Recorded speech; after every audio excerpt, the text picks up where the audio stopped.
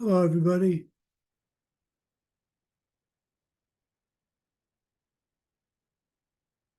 Welcome to course number 4, Buddhist Logic and the Perception. Let's go ahead and get started. We'll do, Mike, can you do our mandala, please?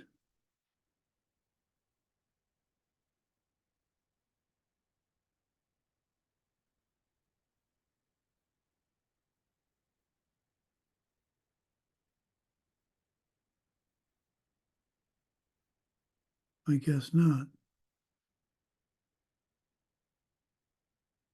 Okay, I'll do the mandala. Here's the great earth filled with the smell of incense, covered with a blanket of flowers. The great mountain, the 4 continents, wearing the jewel of the sun and the moon. In my mind, I make them the paradise of a Buddha and offer it all to you. By this deed, may every living being experience the pure world.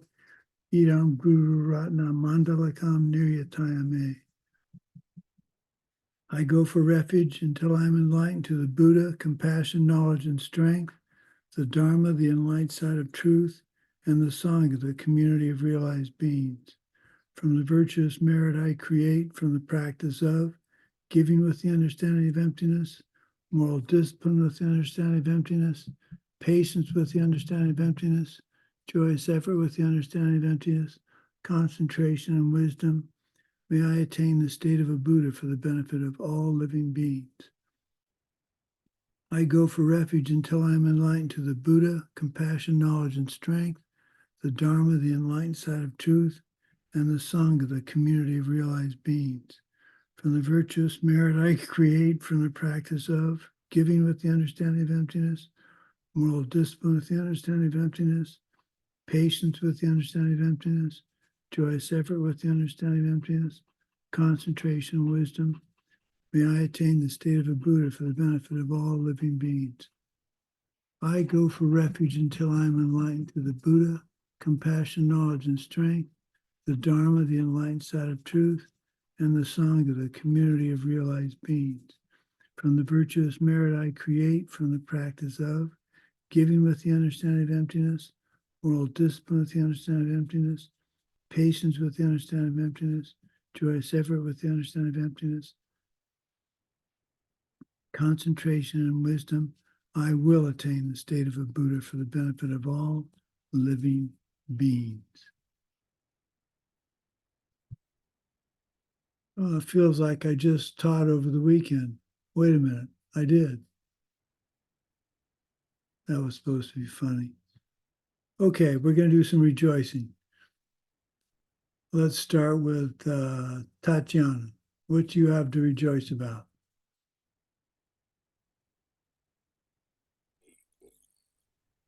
Добрый вечер. Я рада, что 4-й курс стартовал. Благодарю вас. У меня он starts. This course is waiting me from October. I'm hoping that I can finish it and get my finals ready. Good. Well, keep at it. It's an important thing to complete. If you want the karma for things to be complete in the future, you've got to complete it. So good luck. Don't put it off any longer. Okay, who's next? Let's go. Svetlana, what do you have to rejoice in? Oh, I would like to rejoice in our practice of rejoicing, because when Mike shared how it was joyful to make tidy his apartment, it made me to clean up my apartments with joyful efforts, which was really strange for me. And even more today, I came to my work and I started to clean up files in my computer because I was in such mode of cleaning space around. So I really rejoice that we're rejoicing about all this. It's very helpful. Thank you so much. Very good. You started a chain reaction, Mike. It's I've started doing that too. Well, I'll get to my rejoicing in a minute. Let's go with Daria. What do you have to rejoice in, Daria? Uh, Good morning, Venerable Sumati. I'm Rejoice. I it's I can help you serve you, dear Venerable Sumati, because it's someday my computer and the laptops doesn't work, and maybe he's crazy. It's crazy, but I'm very happy I could help this big. I don't know, house. Big do or I'm not following you. You had a computer problem that you solved? yeah. Oh, very good. Yeah, big problem with computer and notebook. I tried it recording, but I don't know. They are crazy. It's good. Well, don't let it get you down. Just keep working at it. Um, things will Okay, thank you. hopefully work better. Maybe you have an Apple computer. If you have an Apple computer, I can't do much to help you. Okay, who's next? Well, is it hot in where you are, Tatiana? It's winter. Oh well. Okay, who's next? Anna, you have something Мои to say? семена создали теплый дом. My seeds created a very warm house. Oh, У нас весна. yay. We have spring. Good. Okay, Anna, how about you? Do you have something to rejoice in? Hello, Venerable Sumati and all participants. Thank you for opportunity to rejoice in. Maybe for today, for me, the main useful thing what I did, it was a meeting with one of my karmic partners.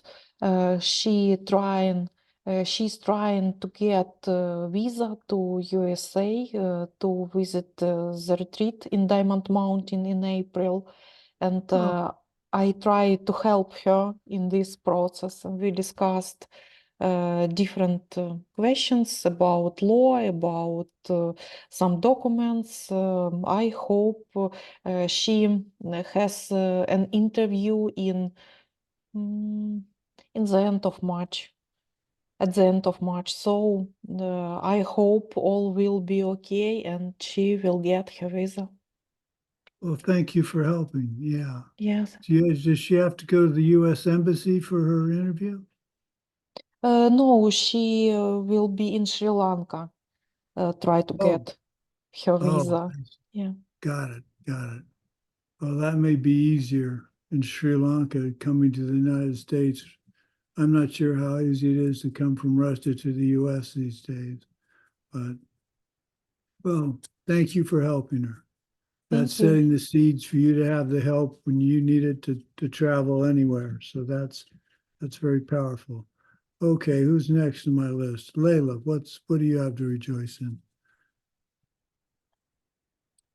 Yesterday, after our source of all my good, which is I rejoicing first of all from the weekend that we had. It was a beautiful weekend. Thank you so much, after that, I went to see the movie Dune with some friends. Yes, and I'm rejoicing for the ability for story, for being able to.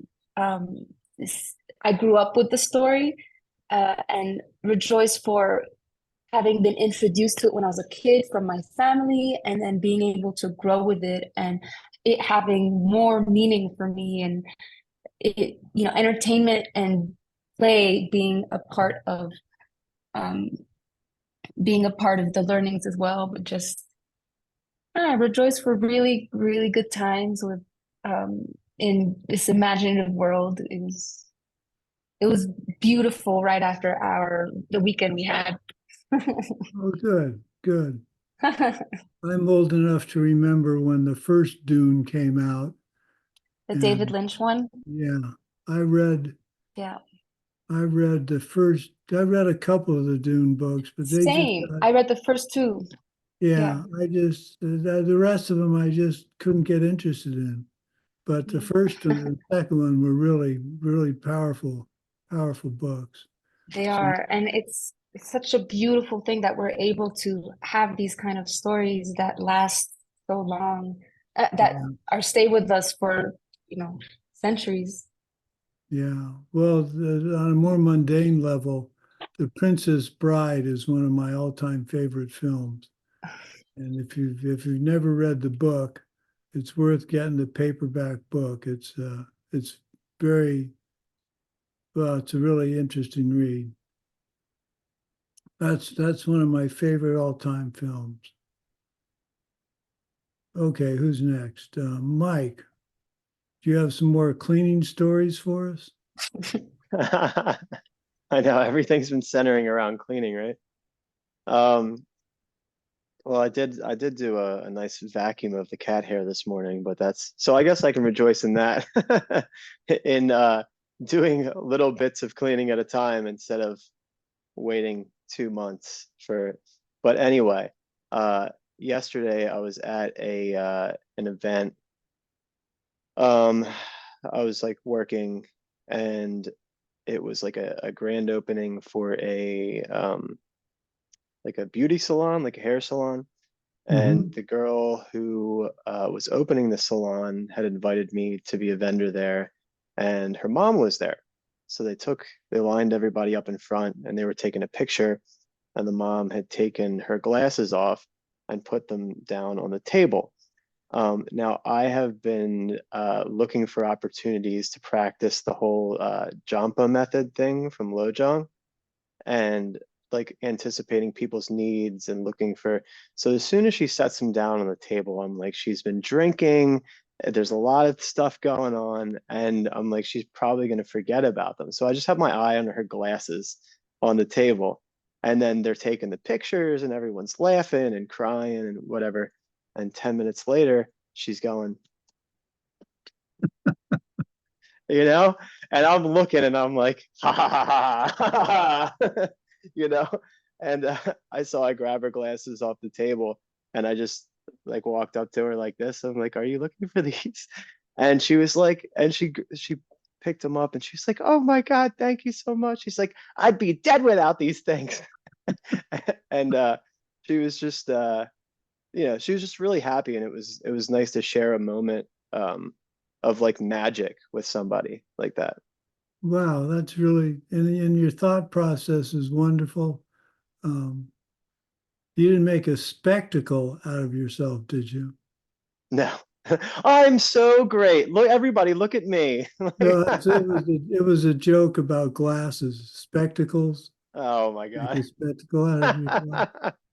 My jokes have lends themselves to humor. No, everything's much more clear now. 2020. Okay. Okay, who's next here? Let's see. Ushan, do you have something you can share with Joy? Rejoicing?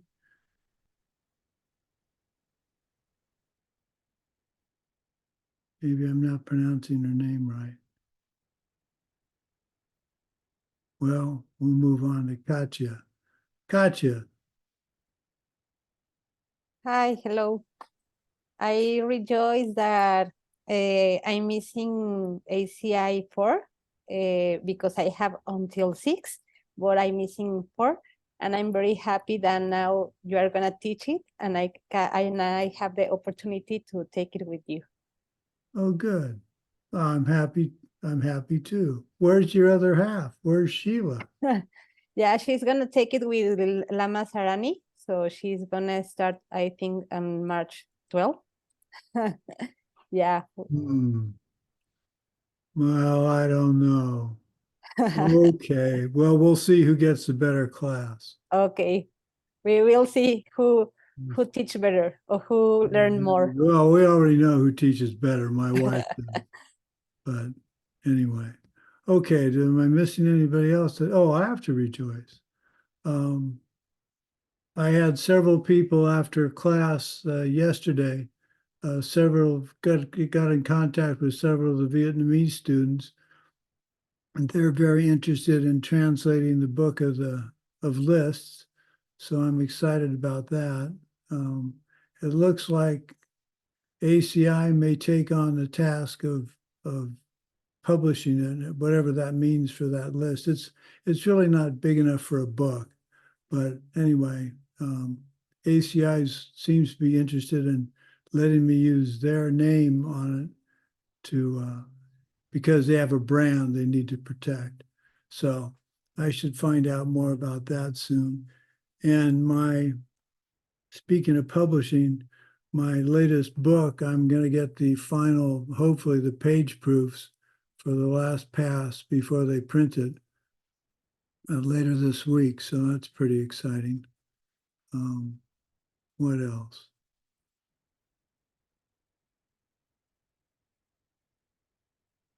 No, I'm really excited about the Book of Lists. I think if ACI does accept that as a project for them, that would be huge because a lot more people will see it than if I just try and publish it. So that's how I'm setting the seeds for me to have access to the various types of material I need in the future, whether it be Dharma or anything else. So I'm just, I'm really, it doesn't look like it, but I'm very excited. So, okay. So we're going to start class 1 on Buddhist logic and perception, the proof of future lives. Now, I need to warn you that logic is pretty heavy duty.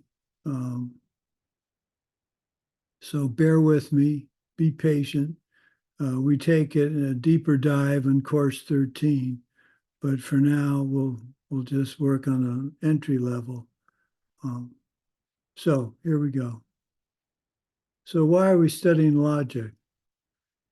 The ultimate purpose of Buddhist logic is to help us to directly perceive and prove the existence of highest spiritual paths and truths such as emptiness, karma, the existence of past and future lives, and even the very existence of enlightened beings in the states of nirvana and enlightenment. I can't see Buddha paradises. I haven't seen a Buddha that I'm aware of. So we need something to help us understand, like emptiness and karma. We take it on faith, but is there some way to make some sort of logical explanation? So that's why we study Buddhist logic. By validly perceiving the real nature of ourselves and our world, i.e., understanding things are not self-existent, we're going to be able to become free from all suffering and hopefully even death itself, and then reach perfect and complete enlightenment. So we're going to use logic to prove the existence of these spiritual truths because, at least for me, they're beyond my ordinary perceptions. Logical reasoning allows these indirect perceptions. The study of reasoning and logic is closely tied to the study of valid perception. So we're going to go through some definitions, and we'll talk about that just in a minute. Now, another reason, not only to reveal the hidden to us, but we're also studying logic in order to avoid having incorrect perceptions of what is happening in our world, and to use it to explain to ourselves why we need to stop judging other people and what they seem to be doing. And an example for me is former President Trump. I'm not particularly a fan of his, and I don't want him to be elected president. But as my wife puts it, if over half the country want him to be president, he should be president, whether I like him or not. That's how democracy works. So I've got to be careful not to judge others that want him to be president. I just have to accept the fact that it's my karma to have this individual running for president, and it's my karma whether he gets elected or not. So I have to really try hard not to judge. I think if we really, it's like white lies. If we're really honest with ourselves, we're judging all the time. And I think it's not, well, judging implies a positive or a negative. You're judging someone whether you like them or don't like them. I think another way of looking at judging is constructive having an opinion. Judging is having an opinion, and I don't think there's anything wrong with having an opinion. It's what you do with your opinion. Maybe that's the actual act of judgment, is having an opinion and making some action, movement of the mind with it.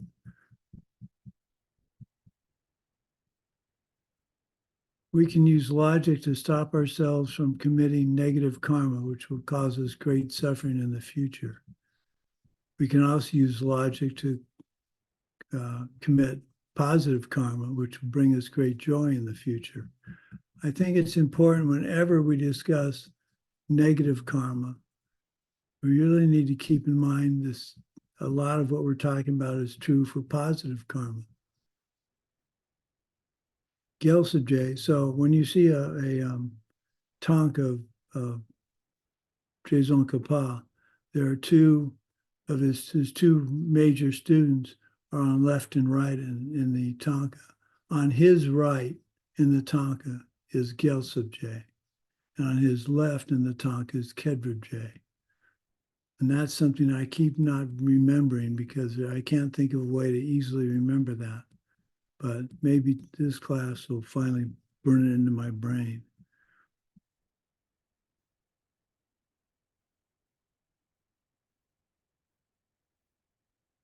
Gyaltsab, well, the way I try and memorize stuff like that is, so Kedrib J is on his right. But, well, I won't go into how I memorize things. That's probably not important right now. So Gyaltsab said that the kindest thing that his Lama, Tsongkhapa, did for him was teach him logic. That's how important it was. There's a story about Gyaltsab,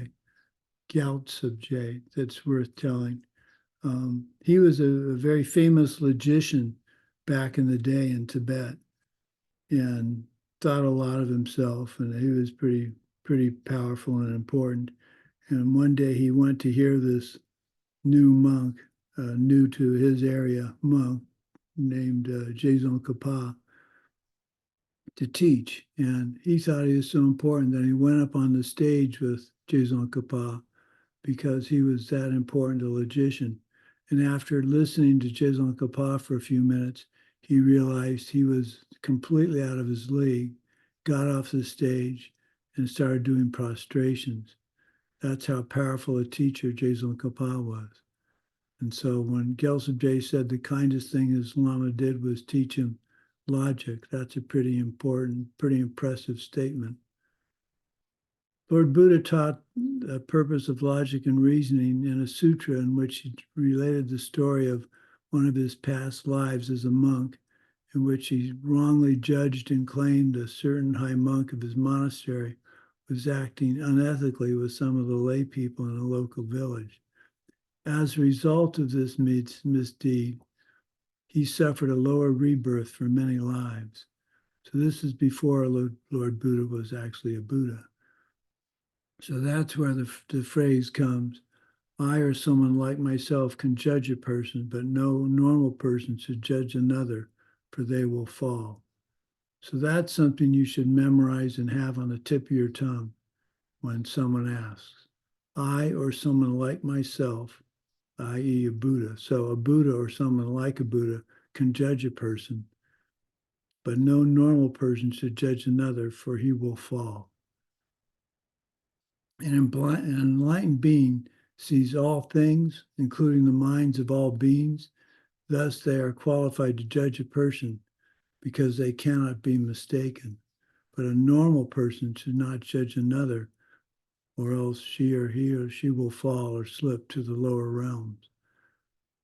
So I challenge you over the next 3 or 4 days. Let me write this challenge down because I keep forgetting. I assign you guys stuff. So I challenge you over the next 3 or 4 days. Catch yourself judging others, and look for the small ways you do it. And as I said, having an opinion is a form of judging. It's what you do with the opinion, to me, that makes it judgment. We have opinions throughout the day for just about everything. But the question is, do we then decide that we're right and someone else is wrong?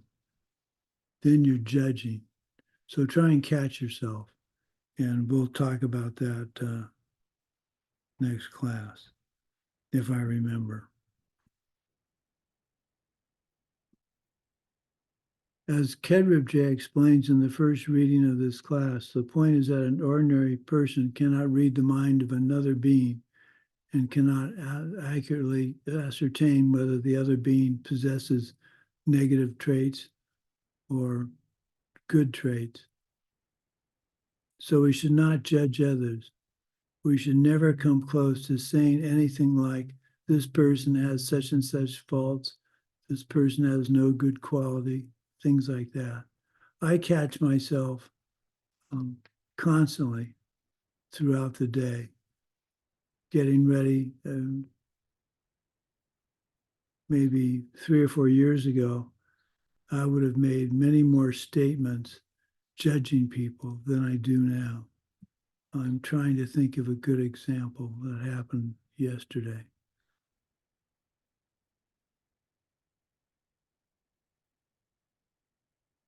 Oh, maybe this is reasonable. Lately, in the last 3 or 4 years, it's been very interesting.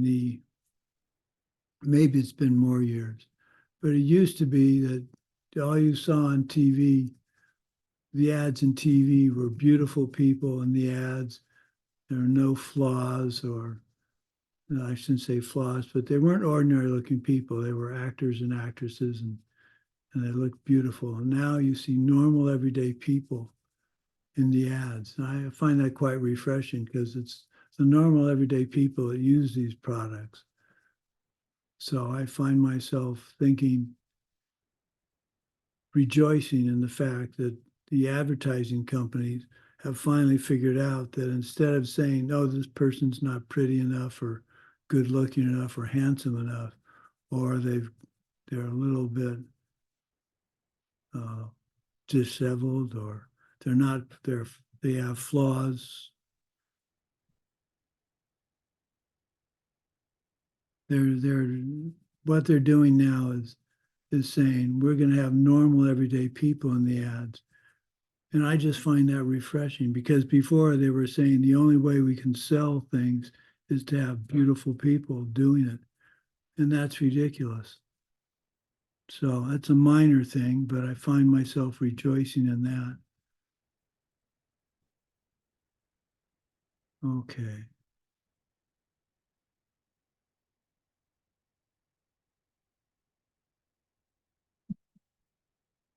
Kedrib wrote, every person who has any intelligence should therefore act with extreme caution in judging others. Treat such matters as though you were walking on the edge of a great pit of glowing embers, innocently covered with a powder of ash. So what he means is if you step into that great pit of flowing embers, you're going to burn your feet, even though it looks like there's nothing there, because the ash is covering the embers. So it looks like you can judge somebody because you think you're right self-existently. But the minute you do that, you're dooming yourself to a life in the hell, being reborn in the hell realm. So be careful. Again, I have to emphasize criticism, opinion is one thing, criticism is another. And criticism to me is opinion turned into judgment. You can like or not like a movie, you can not like or not like what someone serves you for dinner. You can have an opinion, but it's when you say to someone, you didn't like a movie. For instance, I haven't seen the movie Barbie. I'm not planning to see the movie Barbie. I've heard it's got some interesting social messages, but I'm just not interested. Now I'll see Dune because I really enjoy the Dune books. So does that make me judge? Am I taking my opinion and judging Barbie? Anybody go see Barbie, I'm happy for them. I just don't plan to do so. But what would be wrong is if I say whoever sees Barbie is an idiot because it's about a doll. Now I'm passing judgment, and that's inappropriate. 10 years ago, I would have told everybody that wanted to listen to me it was a stupid movie. Now I'm telling you, but this is an example, so it doesn't count. Okay. So Kedrib J continues. He advises that practitioners should concern themselves with their own faults and devote their time and energies to overcoming one's own negativities and remain quiet about others. Keep one's vows and stop judging other people. That's pretty good advice. He also advises, and this is difficult, this is a challenge. He advises one should try to keep the special view of others as pure. But if you can't do that, you should at least try to stop speaking disparagingly of others.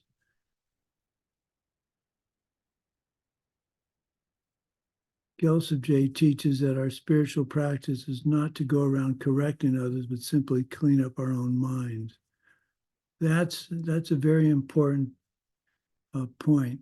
Geshe Michael has an interesting story. Annie Pelma was a really wonderful human being. She passed away, I guess it was several years ago, but she was a devoted student of Geshe Michael's, a nun. And she had an interesting story. She was working at the Andin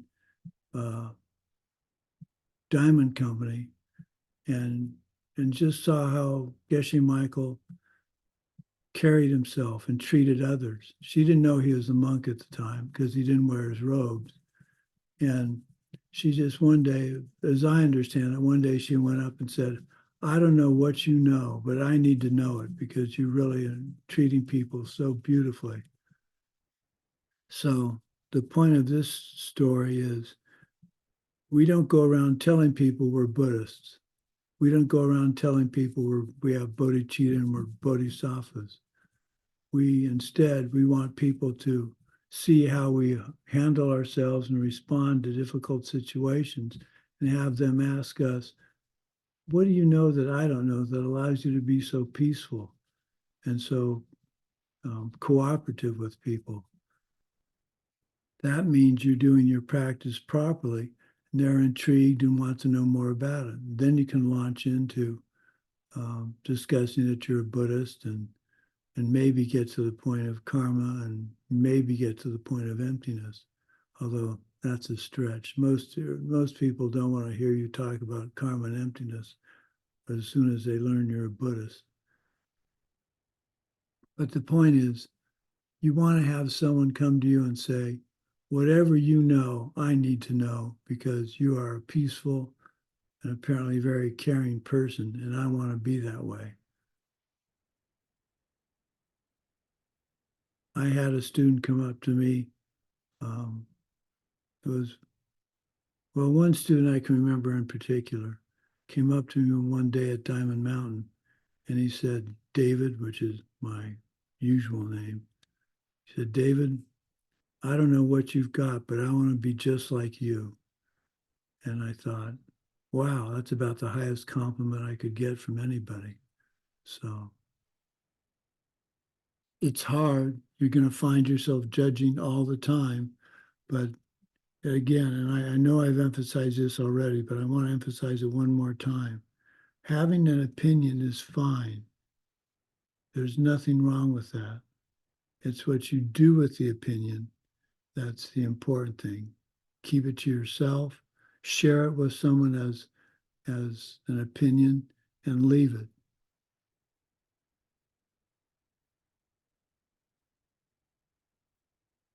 Okay. So we need to be sure we remember what school of philosophical thought we are in for this set of teachings.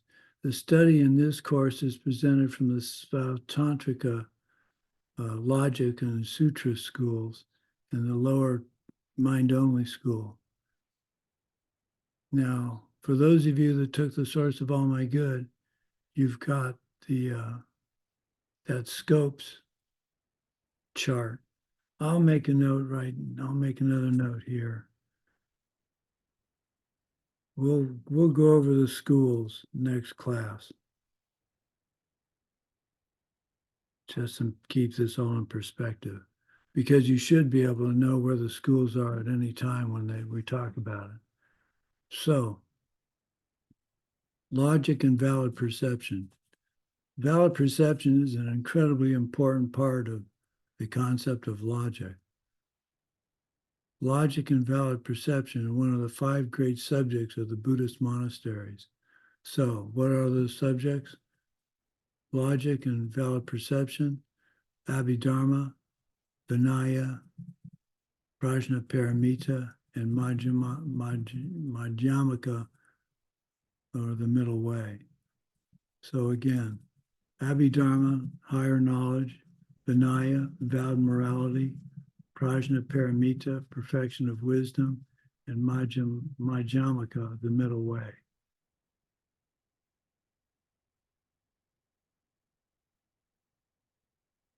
So a very important component of logic is the basis for logic is the valid perception, which is known as a pramana or a sema. Pramana in Sanskrit and sema in Tibetan. According to the Svatantrika school, almost all of our thoughts and perceptions are valid perceptions. That is, they are ordinary, unaffected, correct perceptions. So what do I mean by that? It's very important to keep in perspective what it would mean to have not a valid perception. An unvalid or not valid perception is one that is affected by intoxication from drugs or alcohol, or some strong emotion like paranoia or anger or jealousy that causes one not to perceive what is actually there, or to mistake the object of perception.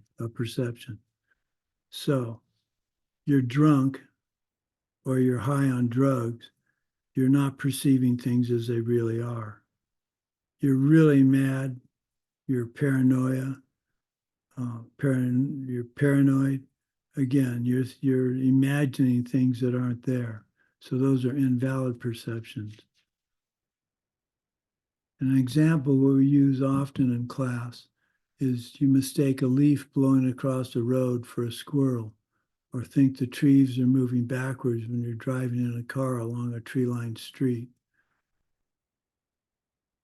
That brings to mind the story from when I was 8 years old. My dad spent a year in Britain as a visiting scientist. And I'm 8 years old, and I'm a pretty inquisitive kind of guy, and where I'm constantly asking my dad questions, constantly. Why is this? Why is that? Why do the trees look like they're moving when we're driving by? And one day in Europe, we were in the microbus on the continent. My 4 brothers and 1 brother and 3 sisters are in the car with me. My mom's in the car. And I'm sitting in the back, and I asked my dad yet another question. And he said, David, think of every 10 questions, ask me a question, but don't ask me every time you have a question. So why do I tell that? Oh, but that's because I was asking him why the moon appeared to be going backwards as we were driving, appeared to be moving as we were driving. Another time, there was a full moon. I don't know if you're aware of the super moon. That's when the moon is close to in orbit to the Earth. And if there's a full moon when that happens, it really looks big in the sky. And one day I was probably 6 or 7 years old, and one night I'm looking out the window, and I convinced myself the moon is coming out at the Earth. So I run down to my dad and mom's bedroom, and I say, I think the moon's going to crash into the Earth. My dad said, no, it isn't. Just go to bed. So I was, again, observing something incorrectly and making a judgment. I didn't know what I was talking about, so I was confused.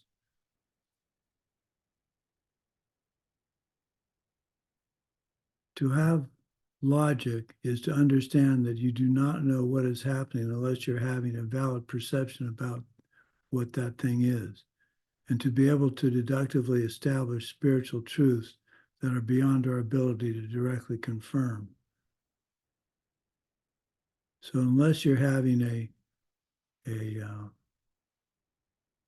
valid perception about something, you don't understand what's going on. And you need valid perception to deductively establish spiritual truths, such as karma, the concept of emptiness, our very existence. How we as Buddhists define existence, the definition of existence is that which is perceived by a valid perception. If you see something correctly, then it exists. Now we have to be careful about the word exist here. We have to be careful. We're in the Tantrika school. We're not in Madhyamika. So we're not implying here that something exists self-existently. We're saying that we agree if you have a valid perception, there's something out there validly. Now, the fact that your karma ripening, we're not talking about here. So I'm looking at my screen. I'm not on drugs. I'm not really mad. I'm not paranoid. I'm not drunk. I'm seeing all of you on the screen, and that those images exist. They're not coming at me. They're not self-existent, but they do exist because my perception is valid because I'm not under the influence of alcohol or drugs or anger. Now, I include joy in the influence for a valid perception. Think of the last time you were really, really, really happy. I think you can get carried away being really happy and do something silly, like what's a good example?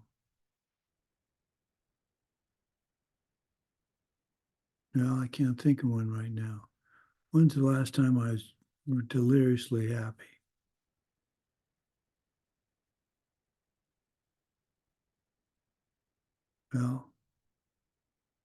Well, watching Dune. Well, that could be. What's a good example? Let me think about this for a minute. Deliriously happy.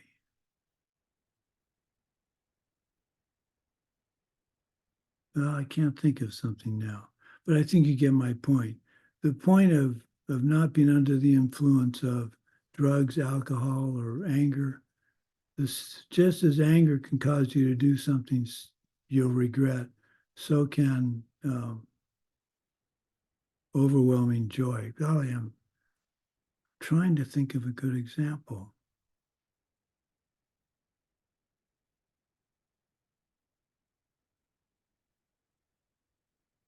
No, I'll come up with one. So Remember, the definition of existence is that which is perceived by valid perception.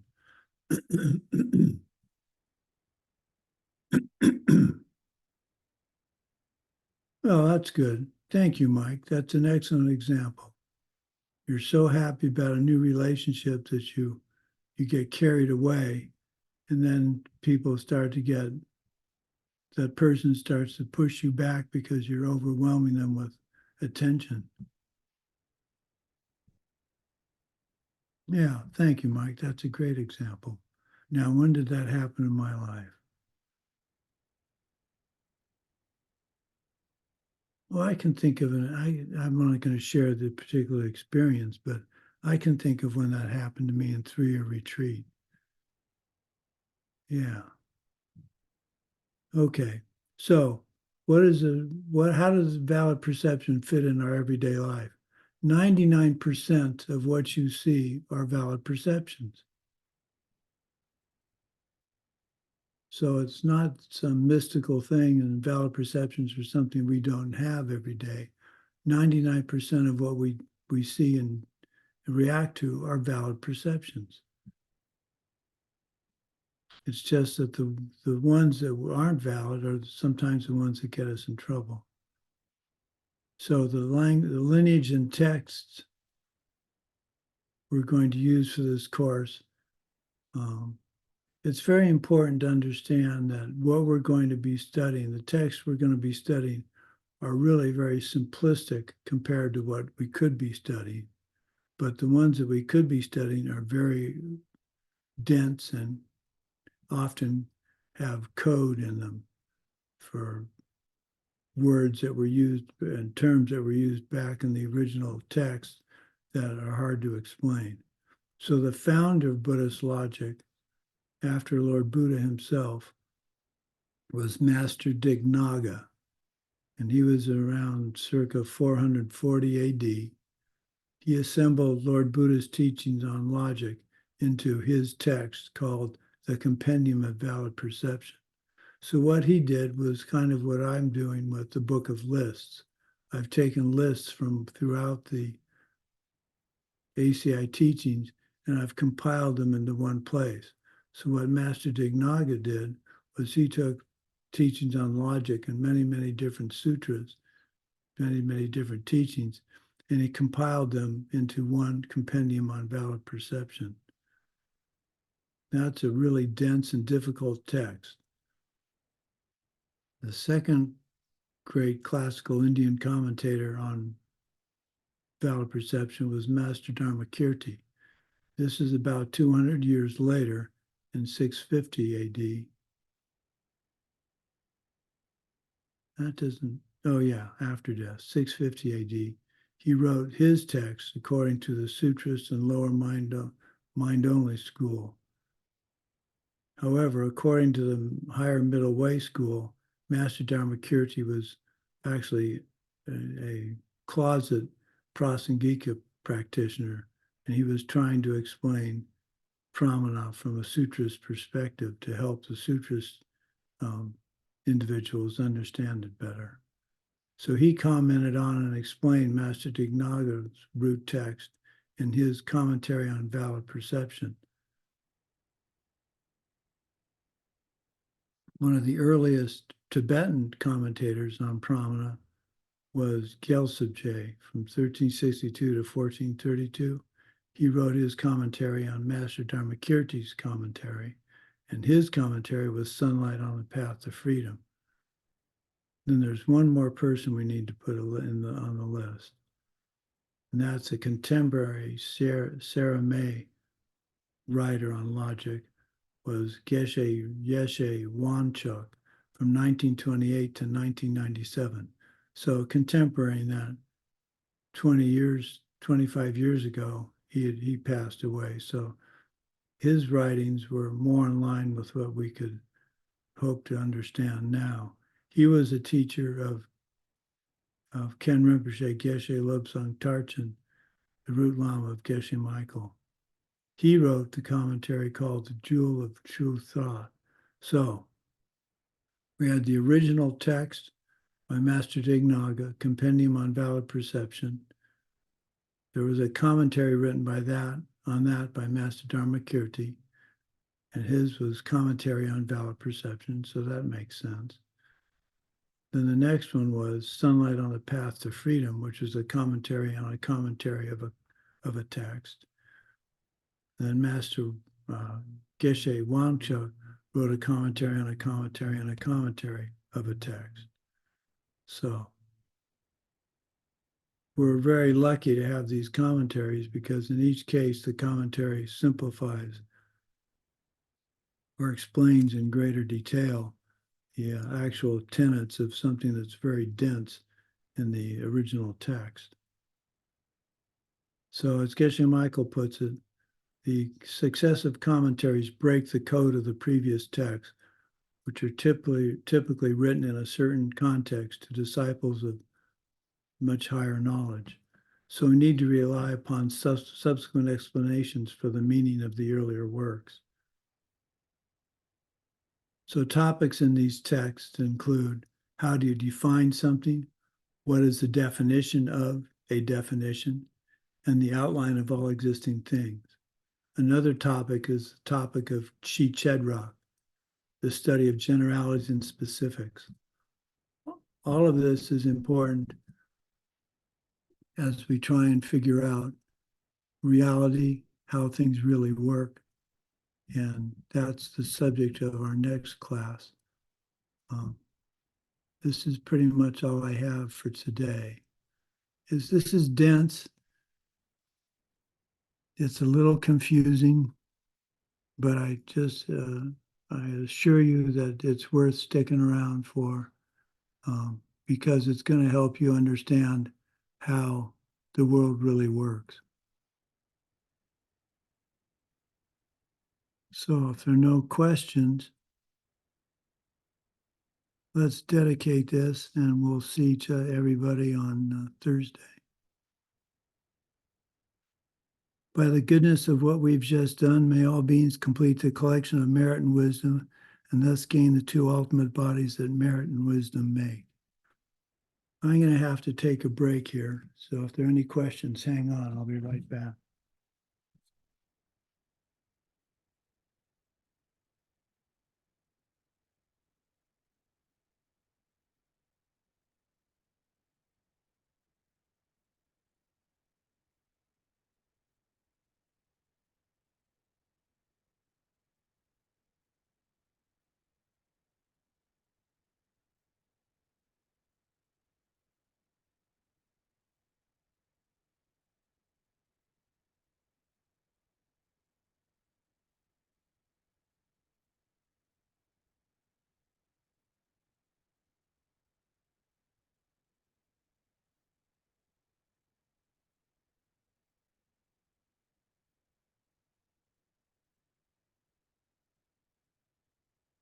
Okay, do we have any questions? This is pretty dry stuff, I will admit. It's hard to come up with entertaining stories, but I'll try. The important thing is, out of this class, I think the most important lesson is to remember and understand we're not to judge others. And it doesn't mean we can't have opinions. We can. It's what we do with the opinions that's the important thing. A Buddhist isn't supposed to sit there taking everything in stride and not reacting to it.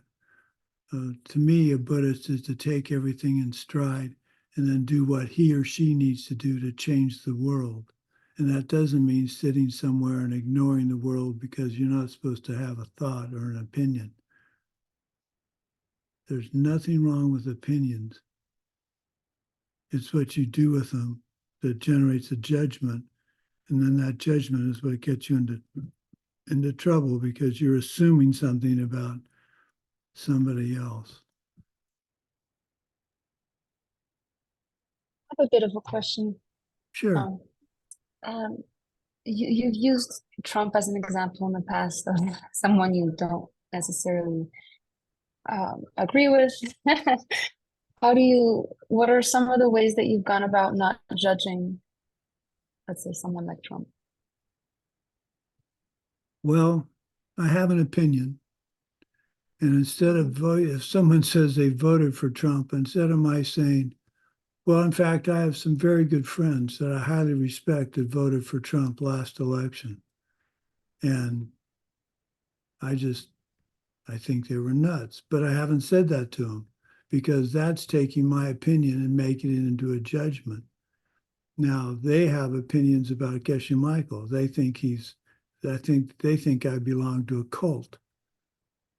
They can have an opinion about Geshe Michael, but the judgment that he's part of a cult is wrong because I can explain to them why he isn't in a cult, why I don't believe I'm a member of a cult.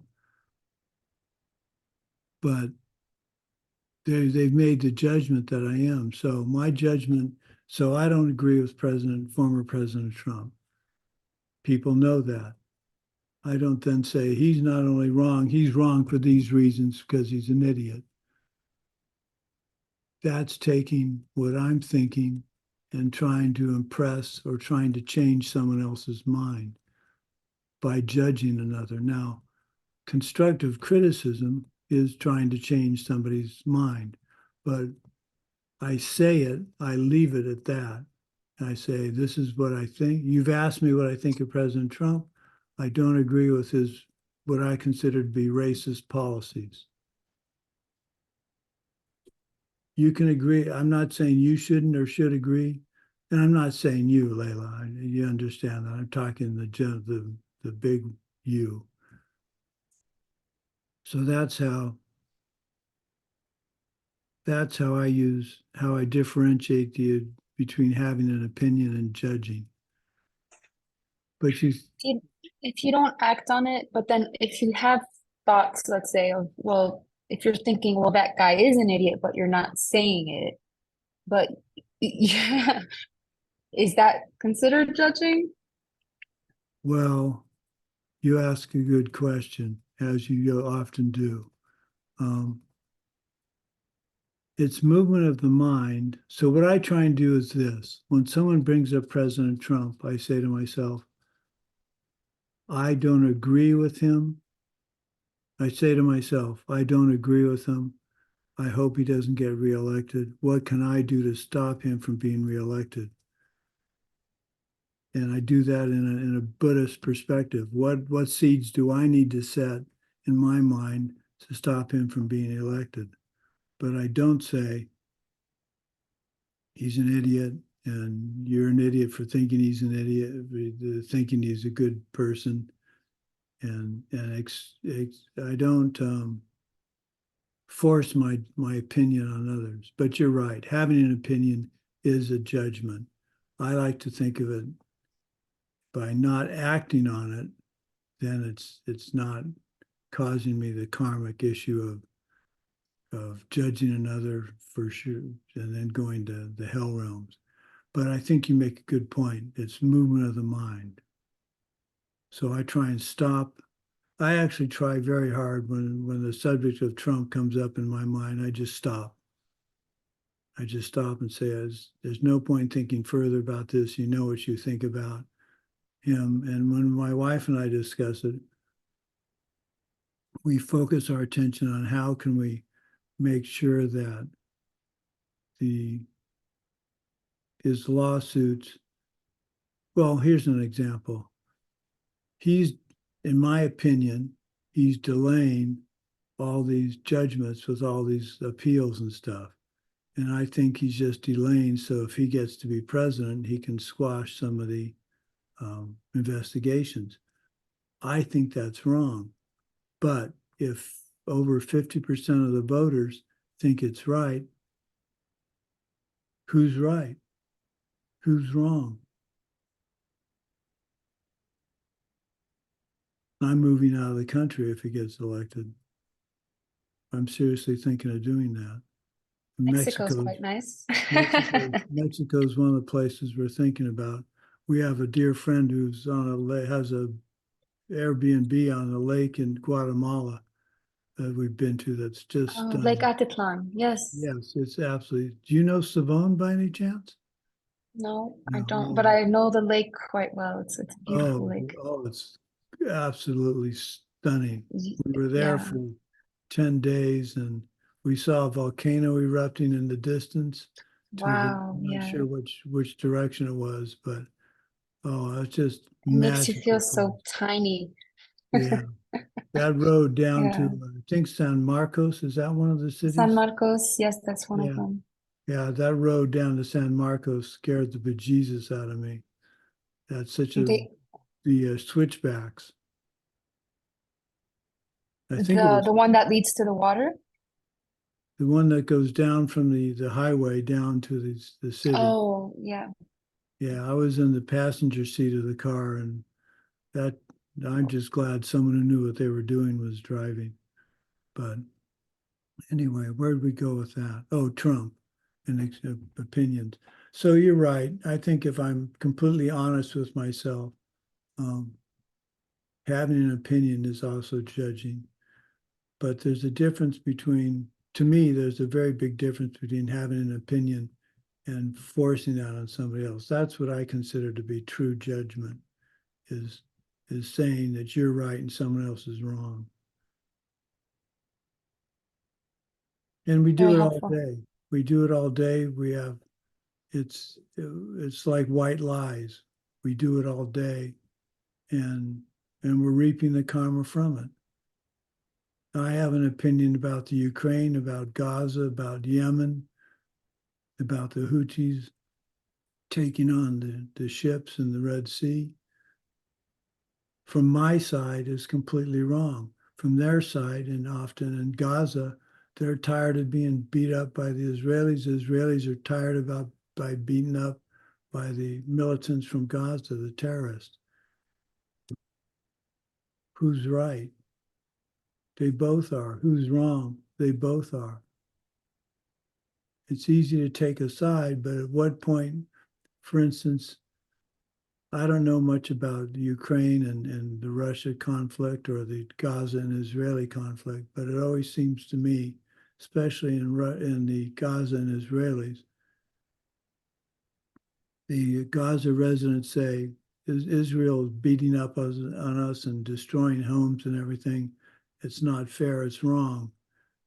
And then Israel says the people in Gaza are terrorizing my country and killing people with terrorist activities. They're wrong.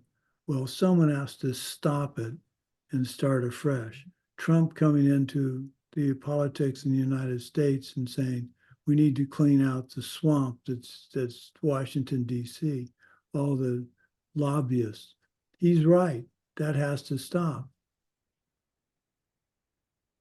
But how he wants to do it and whether he did it at all is another. So I agree with him in that sense. I don't agree with how he did it or tried to do it.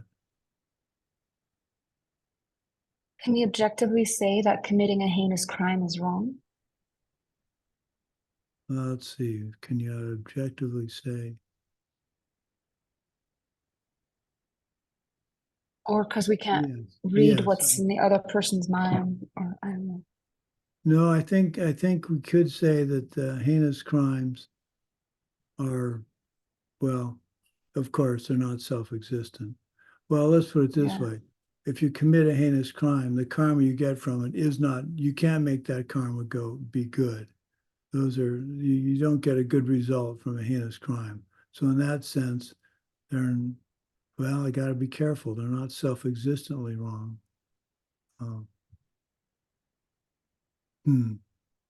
That's an interesting, I'll have to write that one down. That's a good one to think about. But we can say we're obviously they're not self-existently wrong, because karma is not self-existent because not everybody believes in it. They're wrong. I'll see, now I'm judging. So I'm gonna think about that, the 5 heinous crimes.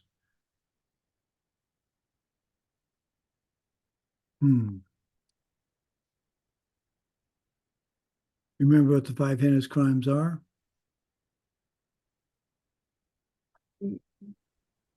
Not killing, not destroying or the Dharma, or not like removing not taking the robes from. No, that's one of the Oh no, that's off of vows. that's right. That's 5 right. heinous crimes are Is not killing your killing. mother and father. Oh, not killing your mother and father. No, the heinous crime is killing your mother, killing your father, killing an arhat, drawing blood from a Buddha, and causing Drawing blood from a Buddha, yeah, causing division in the Buddhist community. yeah. So Yeah. those are not self-existently crimes because nothing's self-existent, but the result of doing one of those is a bad result.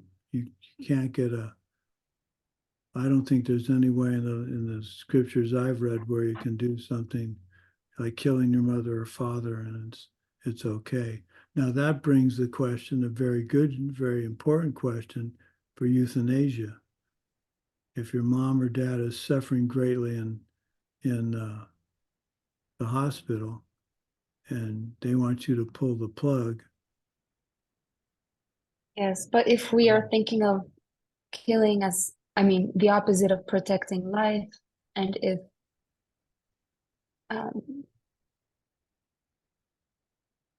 we're still acting in wanting to protect that life, not necessarily physically, if that is a wish for the person, I mean, that's. Yeah, it's not a simple question to answer, but Geshe Michael's made the case more than once that,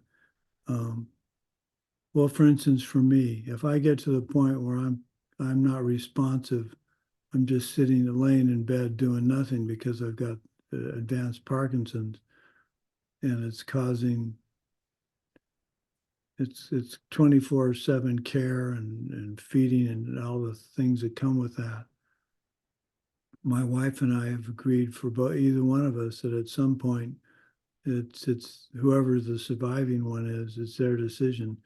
The decision's actually fairly straightforward. It's not going to extraordinary care. So if I get an infection and I'm in that situation, just let the infection go. It's not a bad way to die from what I understand. Well, I've never talked to someone who's died from it, obviously, but it's not necessarily painful. The point of this is to me, it's your motivation. If I'm suffering, I'd prefer not to be suffering. I don't want to have my wife have to go to extraordinary measures to take care of me and suffer. But it's a fine line, and it's one not to be taken lightly. But it's one that you should have arranged so that even in your relative youth, you look like you're probably 25. 36. 36. Well, okay, maybe 31.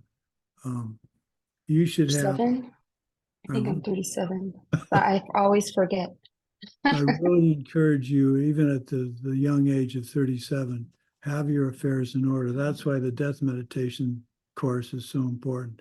Have your affairs in order so that if your parents had to come or your brother or sister had to come and take care of your affairs after you've passed, would it be simple for them to do that? And if not, if you don't have that set up, I really encourage you to do so. Because, as I understand it, when you're in the process of dying, when I rolled my truck and I thought I was in the process of dying, what came to my mind wasn't, oh, did I tell my wife I loved her? Is everything organized? Do people know what to do with all my stuff? The thought on my mind was, if this is Two Sheet of Paradise, it looks a lot like Diamond Mountain. That's what you want on your mind, something like that. Not thinking, well, who's going to take care of my cat or that kind of thing, or who's going to stop my Netflix subscription. I've got all that lined up in a piece of paper so my wife can just go on the internet and cancel. So, okay. So we'll see everybody on Thursday. The classes will get a little less dense as we go along. So don't give up. This is important stuff. Okay. Love y'all. Thanks for coming to class. Bye, Mike. He's cleaning.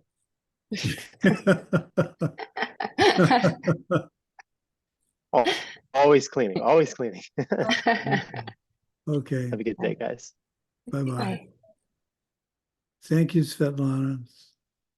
Thank you for your ultimate patience with me. I just truly appreciate the fact that you put up with my questions.